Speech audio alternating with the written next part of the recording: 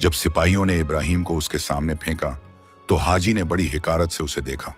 इब्राहिम के कपड़े फटे हुए थे, चेहरे पर चोट के निशान थे, लेकिन उसकी आंखों में कोई डर नहीं था। वह जानता था कि उसने कोई गुनाह नहीं किया है। कौन है तू? हाजी ने गरजते हुए पूछा। और मेरी बेटी की मीनार के पास क्या कर रहा था? कोई चोरी का इरादा था या कोई और शैतानी? इब्राहिम ने अपनी नजरें उठाई और हाजी की आंखों में देखकर कहा, मैं कोई चोर या बदमाश नहीं हूं। मैं एक गरीब लकड़हारा हूं। और उस मीनार के नीचे पहुंच गया। वहां से एक नेक दिल इंसान की आवाज आई जिसने मेरी मदद की। बस इंसानियत का रिश्ता बना। हमने कभी एक दूसरे का चेहरा भी नहीं देखा। हाजी को यह बेबाकी बिल्कुल पसंद नहीं आई। एक गरीब लकड़हारा मेरे सामने इतनी सिर उठाकर बोल रहा है। उसने सोचा। फिर हाजी ने अपना आखिरी सवाल पूछा, वह सवाल जिसका जवाब उसकी पूरी दुनिया हिला देने वाला था। तेरा नाम क्या है? हाजी ने पूछा। इब्राहिम ने साफ आवाज में जवाब दिया, मेरा नाम इब्राहिम है। जैसे ही यह शब्द हाजी के कानों में पड़ा, उसे लगा जैसे किसी ने उसके सीने में तीर मार दिया हो। वह अपनी कुर्सी से लड़खड़ाता हुआ खड़ा हो गया। उसकी आंखों के सामने उस बुजुर्ग दरवेश का चेहरा घूम गया। तेरी बेटी की शादी इब्राहिम नाम के लकड़हारे से होगी। हाजी का सबसे बड़ा डर सच हो रहा था। वह जिससे बचने के लिए इतनी ऊंची दीवारें खड़ी की थीं, वह उसके सामने खड़ा था। तो तुम ही हो? हाजी चीखा। तुम ही हो वह शख्स जिसे तकदीर ने मेरे घर बर्बाद करने के लिए भेजा है। इब्राहिम हैरान था। मैं आपका घर क्यों बर्बाद करूंगा? मैंने तो कुछ नहीं किया। लेकिन हाजी अब पूरी तरह पागल हो चुका था। उसका डर अब जुनून में बदल गया था। उसने फैसला कर लिया कि वह इस लकड़हारे को हमेशा के लिए खत्म कर देगा। मैं उस दरवेश को और उसकी पेशिनगोई को झूठा साबित करके रहूंगा, हाजी ने कहा।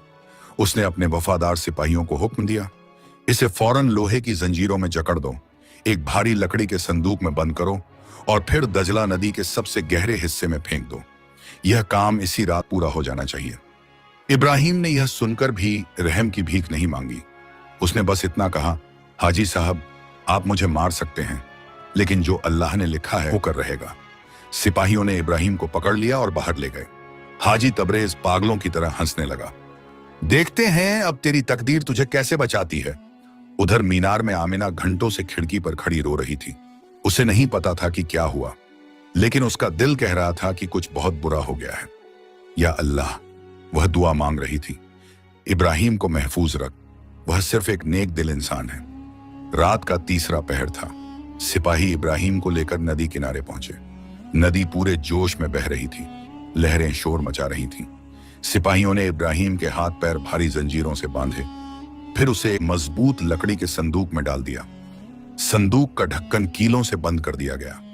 इब्राहिम ने संदूक के अंदर से आखिरी बार अल्लाह का नाम लिया, बिस्मिल्लाह, या अल्लाह, मेरी जान तेरे हाथ में है, जो तेरी मर्जी। सिपाहियों ने उस संदूक को उठाया और 1, 2, 3 कहकर नदी में फेंक दिया। एक जोरदार छपाक की आवाज हुई। संदूक पानी में गिरा और लहरों के साथ बहने लगा। भारी होने के बावजूद लकड़ी का होने की वजह से वह पूरी तरह नहीं डूबा, बल्कि पानी पर तैरने लगा। तकदीर अपना खेल खेल रही थी। नदी की लहरें इब्राहिम के संदूक को एक झूले की तरह झुला रही थी। संदूक बहता बहता शहर की सीमा से दूर निकलता जा रहा था। अंधेरी रात में वह लकड़ी का संदूक पानी की सतह पर ऊपर नीचे हिचकोले खा रहा था। संदूक के अंदर इब्राहिम को सांस लेने में तकलीफ हो रही थी। जंजीरें उसके हाथों और पैरों में गड़ रही थीं, लेकिन उसके होंठों पर कलमा था और दिल में अल्लाह का नाम। या अल्लाह, वह दुआ कर रहा था, अगर मेरी मौत का वक्त आ गया है तो मुझे कबूल कर ले, और अगर अभी मेरी जिंदगी में कुछ बाकी है तो मुझे बचा ले। सब तेरी मर्जी है। उधर सिपाही जब हवेली वापस पहुंचे तो उन्होंने हाजी अब्दुल करीम को खबर दी, हुजूर, काम तमाम हो गया। वह लकड़हारा अब इस दुनिया में नहीं रहा। नदी ने उसे निगल लिया है। हाजी अब्दुल करीम ने चैन की सांस ली। उसने अपना जाम उठाया और खुशी मनाई। शाबाश, उसने कहा, आज मैंने तकदीर को हरा दिया। उस दरवेश की पेशिनगोई झूठी साबित हो गई। उसने अपने मन में उस बुजुर्ग दरवेश को ललकारा, देख ले ऐ फकीर, तेरा इब्राहिम खत्म हो गया और मेरी बेटी अब भी मेरी कैद में महफूज है। मेरी ताकत और दौलत ने तकदीर को झुका दिया, लेकिन वह बेवकूफ नहीं जानता था कि उसने इब्राहिम को मौत के हवाले नहीं किया, बल्कि उसे उस मंजिल की तरफ भेज दिया है जो अल्लाह ने उसके लिए लिखी थी। रात भर संदूक बहता रहा। सुबह की पहली किरण निकली। संदूक कई मील दूर एक दूसरे शहर की सीमा में पहुंच चुका था। यह शहर सुल्तान जलालुद्दीन की सल्तनत था। सुल्तान बहुत ही नेक, इंसाफ पसंद और रहमदिल बादशाह था। उसकी रियाया उससे बहुत खुश थी। लेकिन सुल्तान के दिल में एक गम था। वह बेऔलाद था। उसकी कोई संतान नहीं थी जो उसकी सल्तनत संभाले। उस सुबह सुल्तान जलालुद्दीन फजर की नमाज के बाद नदी किनारे टहल रहा था। यह उसकी रोज की आदत थी। वह नदी किनारे बैठकर अल्लाह से दुआ मांगता था, या अल्लाह, मुझे एक नेक औलाद दे जो मेरे बाद इस सल्तनत को संभाले और तेरे बंदों पर रहम करे। आज भी वह यही दुआ मांग रहा था। तभी उसकी नजर पानी में बहते हुए एक अजीब से संदूक पर पड़ी। संदूक किनारे की तरफ आता जा रहा था। यह क्या है? सुल्तान ने हैरानी से कहा। उसने अपने साथी सिपाहियों को इशारा किया, जाओ उस संदूक को बाहर निकालो, देखें उसमें क्या है। शायद अल्लाह ने मेरी दुआ सुन ली हो। सिपाही पानी में उतरे और बड़ी मुश्किल से उस भारी संदूक को किनारे पर लाए। संदूक बहुत वजनी था क्योंकि उसमें जंजीरें भी थीं। सुल्तान का दिल तेजी से धड़क रहा था। उसे अंदर से एक आवाज आ रही थी कि यह कोई साधारण बात नहीं है, यह गैब का इशारा है।